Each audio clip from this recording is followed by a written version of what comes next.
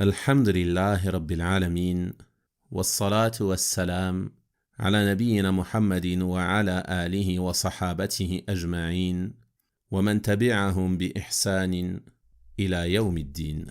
وبعد, chers frères et sœurs, nous continuons ce soir la lecture des hadiths mentionnés par Al-Hafiz al-Nawawi rahimahullah ta'ala dans son livre intitulé Riyad al-Salihin, les jardins des vertueux, au chapitre de la patience. Nous en sommes aujourd'hui au 12e hadith qu'il a mentionné dans ce chapitre, qui est rapporté par Abu Abdirrahman Abdillah ibn Mas'ud radiyallahu anhu.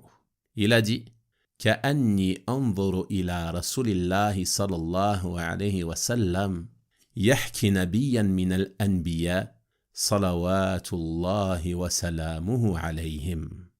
C'est comme si je voyais encore le messager d'Allah sallallahu alayhi wa sallam raconter ce qui est arrivé à un prophète parmi les prophètes, que les prières et le salut soient sur eux. ضربه قومه فأدموه. Son peuple l'avait frappé au point de le faire saigner. وهو يمسح الدم عن وجهه يقول. Et alors qu'il essuyait le sang de son visage, il disait: Allahumma ighfir li qawmi fa innahum la ya'lamun. Ô Allah, pardonne à mon peuple, car ils ne savent pas. Muttafaqun alayh. Ce hadith est rapporté par les imams Al-Bukhari et Muslim, rahimahumallahu ta'ala. Dans ce hadith, le prophète sallallahu alayhi wa sallam raconte le récit d'un des prophètes l'ayant précédé, qui fut frappé par son peuple. Et son peuple ne l'a frappé que en raison de leur mécréance et de leur reniement.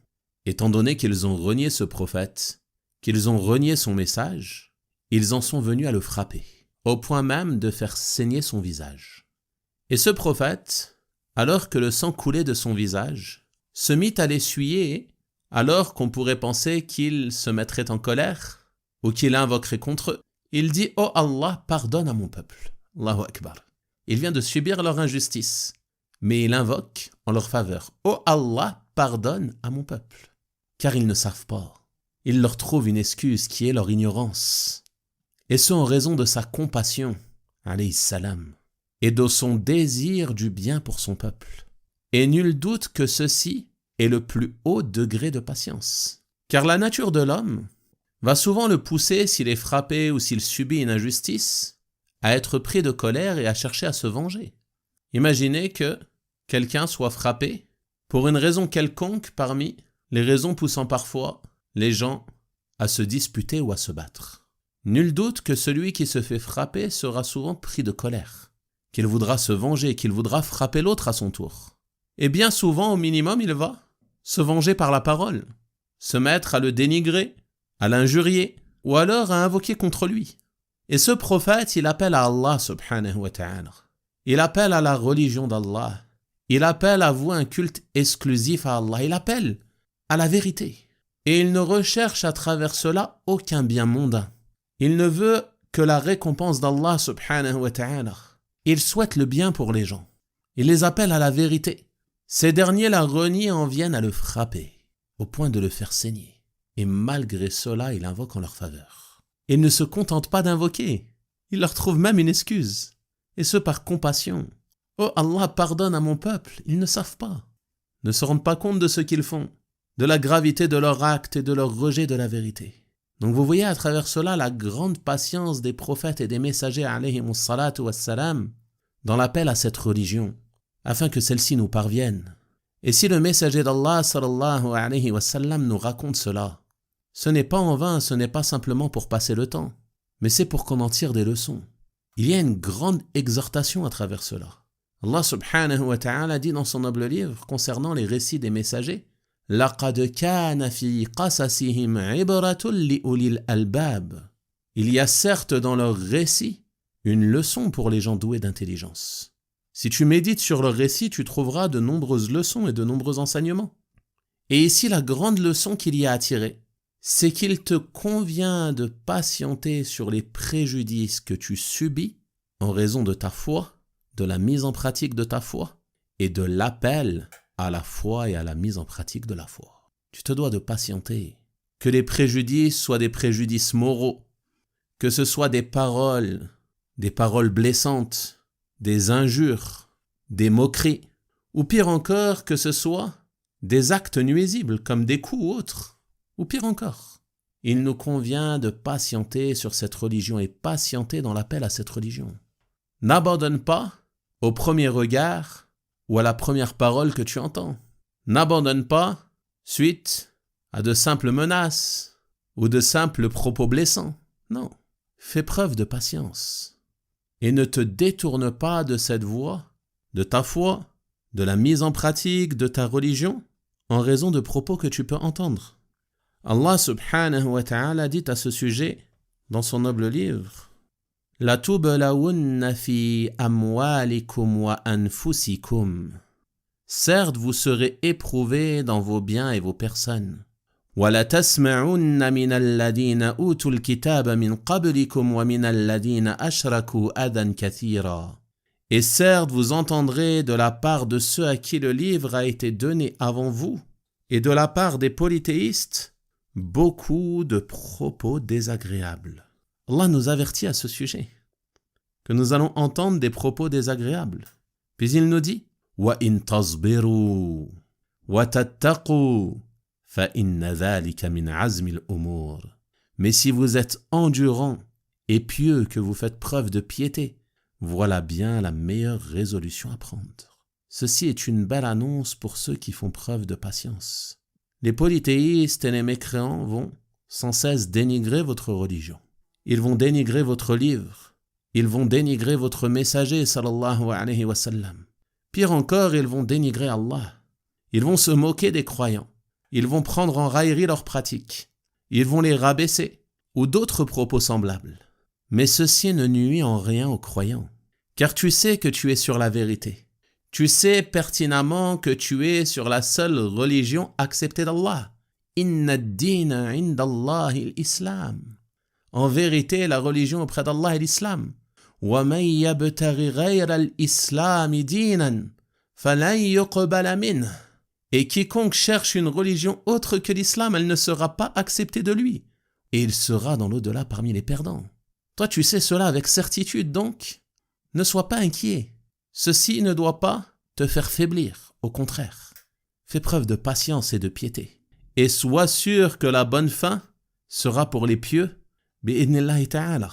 Et si tu patientes sur ces épreuves, si tu patientes sur ces préjudices qu'ils concernent ta personne, ton honneur, ton sang, ou tes biens, ou autres parmi les formes de nuisance que tu peux subir de la part des injustes, si tu fais preuve de patience et que tu fais preuve de piété à l'égard d'Allah subhanahu wa ta'ala, que tu agis face à ces épreuves d'une manière qui plaît à ton Seigneur, alors tu es sur le bien, bi'idhnillahi ta'ala. Et ces paroles ne te causeront aucun tort. Patiente donc sur ce qui peut t'arriver. Patiente donc sur leurs propos, sur leurs railleries que tu peux entendre à longueur de journée. Laisse-les parler et reste ferme sur ta religion. Et que ceci ne te détourne en rien de la mise en pratique de ta religion comme Allah l'a ordonné. Et il se peut que si tu patientes, ceci sera pour toi une cause d'élévation en degré du pardon de tes péchés. Et ces épreuves, et ces nuisances et ces préjudices, il se peut qu'on les subisse en raison de nos manquements, en raison de notre manque de mise en pratique de cette religion. Car si nous secourons réellement cette religion comme il se doit, alors nous aurons le soutien d'Allah subhanahu wa ta'ala. In tansurullah yansurkum wa yuthabbit aqdamakum. Si vous soutenez Allah, si vous soutenez la religion d'Allah, que vous secourez cette religion, que vous la faites triompher, Allah vous fera triompher et il raffermira vos pas. Donc si nous sommes dans une situation de faiblesse, ce n'est qu'en raison de nos manquements. Et le musulman se doit de faire preuve de patience face à cela. Surtout en ce qui concerne l'appel à la religion d'Allah, le commandement du bien, l'interdiction du mal, l'appel à la parole de la vérité. Tu patientes et tu espères la récompense de la part d'Allah subhanahu wa ta'ala. Ne faiblis pas, ne dis pas « je suis fatigué ». Ils m'ont fatigué, j'arrête. Les gens parlent sur moi, alors je délaisse cela. Je crains de subir tel ou tel préjudice, donc j'abandonne. Non, fais preuve de patience. La vie dans ce bas monde, elle est très courte. Ce n'est que quelques jours qui vont passer, puis tu retourneras vers ton Seigneur, subhanahu wa ta'ala. Patiente donc jusqu'à la rencontre d'Allah. Tu seras heureux d'avoir patienté sur ta religion lorsque tu seras devant Allah, subhanahu wa ta'ala. Ne faiblis pas. Ne te laisse pas dépasser par les événements qui s'enchaînent, mais reste ferme. Mets en pratique ta religion comme Allah l'a ordonné. Suis la sunna de notre messager sallallahu alayhi wa sallam. Apprends, comprends et mets en pratique cette religion selon la compréhension de nos pieux prédécesseurs, rahimahumullah ta'ala. Et tu es sur le bien, bi'idhnillahi ta'ala, si tu agis ainsi. Certes, l'islam a commencé comme quelque chose d'étrange, comme étranger. Et l'islam redeviendra étranger comme il a commencé. Fatouba lil ghuraba. Annoncez donc la bonne nouvelle aux étrangers, la bonne nouvelle du paradis, la bonne annonce. Pour ceux qui restent fermes sur cette religion alors que les gens sont corrompus. Ceux qui cherchent à les réformer. Donc tu es sur le bien, incha'Allah ta'ala. Également parmi les leçons immenses à tirer de ce récit raconté par notre messager sallallahu alayhi wa sallam. Il y a le fait que ces nuisances et ces préjudices que l'on peut subir de la part des polythéistes et des mécréants ne doivent pas nous pousser à être mauvais à leur encontre. Car notre prêche, le prêche des gens de la sunna, est un prêche salutaire, un prêche bienfaisant, qui a pour objectif de faire sortir les gens des ténèbres à la lumière, des ténèbres de la mécréance à la lumière de la foi, des ténèbres du polythéisme à la lumière du culte exclusif voué à Allah subhanahu wa ta'ala, des ténèbres des péchés et des désobéissances à la lumière des bonnes actions et de l'obéissance à Allah subhanahu wa ta'ala. C'est cela notre objectif. Donc si tu subis des préjudices, tu fais preuve de patience et tu prends garde à ne pas rendre le mal par le mal. Mais tu fais en sorte que ton comportement en retour soit une cause de réflexion pour eux et d'appel à cette religion. Et prends garde à ne pas avoir des paroles et des agissements qui vont donner une mauvaise image de notre religion. Prends garde à cela. On voit certaines personnes aujourd'hui qui, par exemple, lorsque des malheurs touchent, les polythéistes ou les mécréants vont aller se réjouir publiquement sur les réseaux sociaux, par exemple. Que recherches-tu à travers cela? Quel est ton objectif? Penses-tu que ton message va être une cause? Penses-tu réellement secourir la religion en agissant ainsi? Est-ce que tu as mesuré les intérêts et les méfaits de tes actions et de tes paroles? Ne sais-tu pas que même si une action était louable ou légiférée, on doit parfois la délaisser en raison des conséquences mauvaises qui peuvent en découler? Allah subhanahu wa ta'ala ne dit-il pas dans son noble livre « وَلَا تَسُبُّوا الَّذِينَ يَدْعُونَ مِن دُونِ اللَّهِ فَيَسُبُّوا اللَّهَ عَدْوًا بِغَيْرِ عِلْمٍ » N'injuriez pas ceux qu'ils invoquent en dehors d'Allah, car ils vont eux aussi dans leur ignorance injurier Allah par agressivité. Donc il y a un mal plus grand. Donc on va délaisser cela. Donc que pensez-vous de ces actions, de ces paroles, de ces tweets et autres publications qui sont propagées par des personnes qui prétendent appeler à l'islam et qui vont se réjouir publiquement des malheurs, des calamités qui vont toucher les peuples mécréants? Que recherches-tu à travers cela? Surtout dans notre situation. Quelle image donnes-tu de ta religion en agissant ainsi? Est-ce que tu appelles à l'islam? Est-ce que tu donnes envie aux gens d'entrer en islam à travers ces paroles? À travers ce mépris? Réfléchissez avant de parler et d'agir, barakallahu fikum. Regardez ce prophète. Il saigne, il s'essuie le visage. Et qu'est-ce qu'il dit? Oh Allah, pardonne à mon peuple. Oh Allah, pardonne à mon peuple, car ils ne savent pas. Notre prophète Muhammad sallallahu alayhi wa sallam, lorsqu'une situation semblable lui est arrivée, Allah subhanahu wa ta'ala lui a envoyé l'ange des montagnes, qui lui a proposé de faire tomber les 2 montagnes qui entouraient ce peuple sur eux afin de les exterminer. Qu'est-ce qu'a dit notre prophète sallallahu alayhi wa sallam? Est-ce qu'il a accepté? Est-ce qu'il a voulu se venger? Est-ce qu'il s'est réjoui de cette proposition? Non. Il a dit non, j'espère plutôt qu'Allah subhanahu wa ta'ala fasse sortir de leur descendance des gens qui adoreront Allah seul sans associer. Allahu Akbar. Méditez sur le noble comportement de notre prophète sallallahu alayhi wa sallam et des prophètes avant lui, et comparez ses paroles et ses agissements aux agissements de certaines personnes qui aujourd'hui prétendent appeler à cette religion, puis vont avoir des paroles, des agissements, des propos qui vont faire fuir de notre religion et de notre appel. Réfléchissez à cela, barakallahu fikum. Mesurez les intérêts et les méfaits de vos actions et de vos paroles, et cessez de vous précipiter à commenter tout événement sur les réseaux sociaux.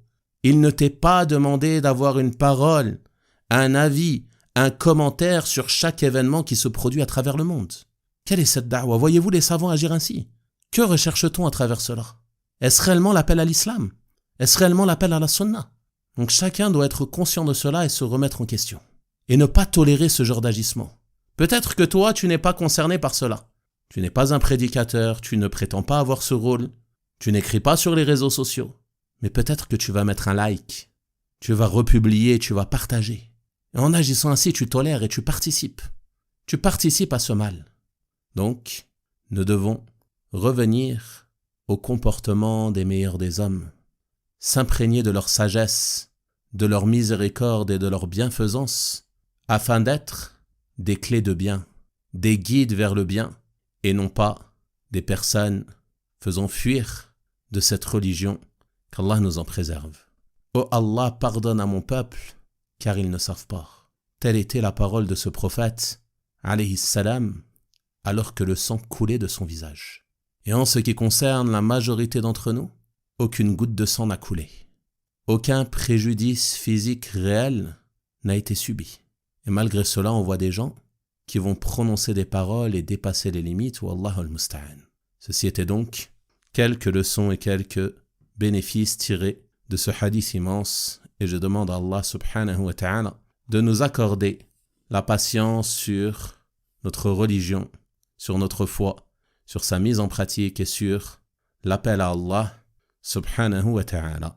Wa sallallahu wa sallama wa baraka ala nabiyyina Muhammad wa ala alihi wa sahabatihi ajma'in walhamdulillahi rabbil alamin.